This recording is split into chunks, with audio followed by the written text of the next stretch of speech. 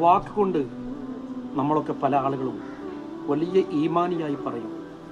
അള്ളാഹുവിനെയും റസൂലിനെയും പരിശുദ്ധ ഇസ്ലാമിനെയും കുറിച്ച് വാനോളം നാം വാഴ്ത്തി പറയും. പക്ഷേ നമ്മുടെ ജീവിതത്തിൽ തഖ്വ ഉണ്ടോ എന്ന് നമ്മൾ ഓരോരുത്തരും പരിശോധിക്കണം. നമ്മൾ മാത്രമല്ല, നമ്മുടെ വീട്ടിൽ വളരുന്ന നമ്മുടെ പെൺകുട്ടികളുടെ ജീവിതം എങ്ങനെയാണ്, നമ്മുടെ ആൺകുട്ടികളുടെ ജീവിതം എങ്ങനെയാണ് എന്ന് സൂക്ഷ്മം പരിശോധിക്കേണ്ട ഉത്തരവാദിത്തം ഒരു ഉമ്മയായ, ഒരു വാപ്പയായ, ഒരു രക്ഷിതാവായ നമുക്കില്ലേ? ഉണ്ട്. വിശുദ്ധമായ ഖുർആൻ പറഞ്ഞത് ഖു അൻഫുസകും വഅഹ്ലീകും നാറ വഖൂദുഹന്നാസു വൽ ഹിജാറ. ഖു അൻഫുസകും, നിങ്ങൾ നിങ്ങളുടെ സ്വന്തം ശരീരത്തിനെ കാത്തുകൊള്ളണം. അഹ്ലീക്കും, നിങ്ങളുടെ അഹ്ലിക്കാരുടെ ശരീരത്തിനെയും നിങ്ങൾ കാത്തുകൊള്ളണം. ആരാണ് ഈ അഹ്ലിക്കാർ?